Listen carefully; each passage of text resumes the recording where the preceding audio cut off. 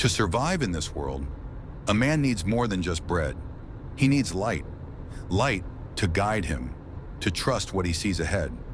But even light casts a shadow, a darker side, hidden, forgotten, terrifying.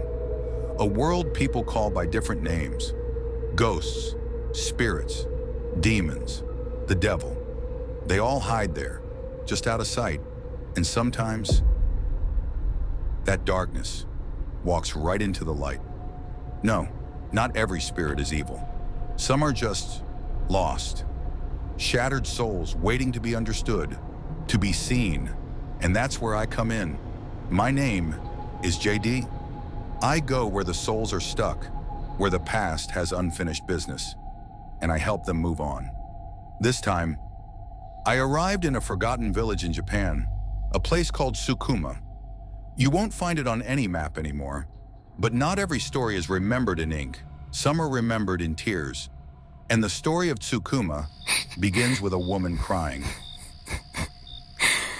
I arrived there at night. The air was cold, damp, and completely silent.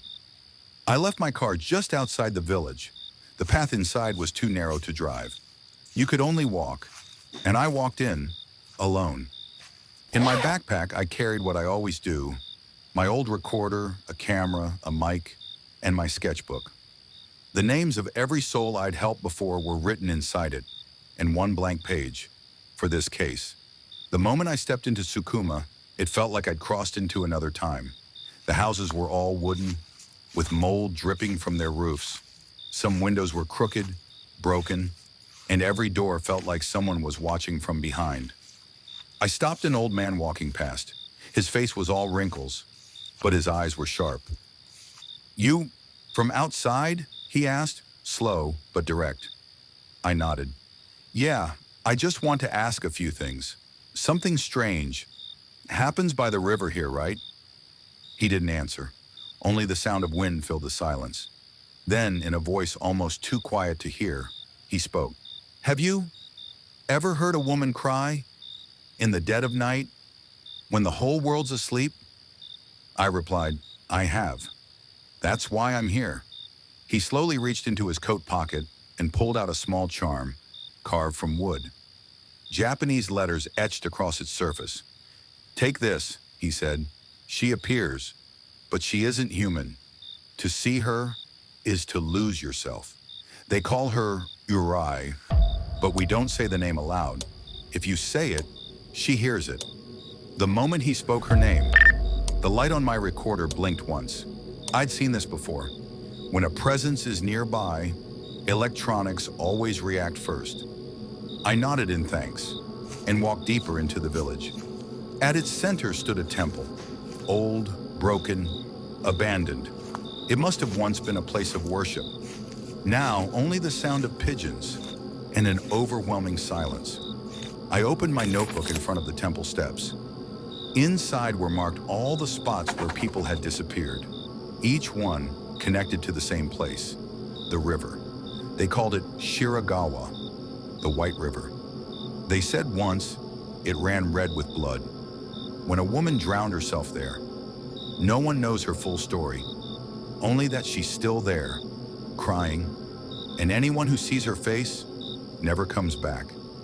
I asked myself, if fear has kept this story alive, can I still listen to it? Can I reach this spirit without losing myself? I turned the camera on. Nothing showed, just fog, like someone was breathing right into the lens.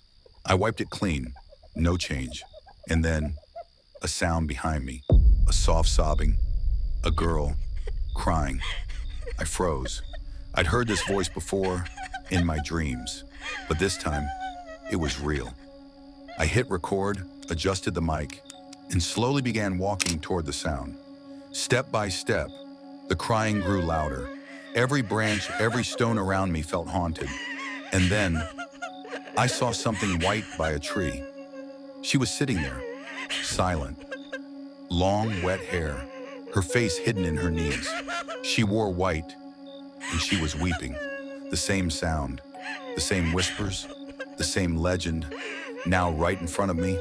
She kept crying, and then her eyes met mine. She stared for a moment, then whispered, "You're different. There's a light in your heart, but you weren't supposed to be here. You should have left." The moment she spoke, her eyes turned blue, and then everything went black.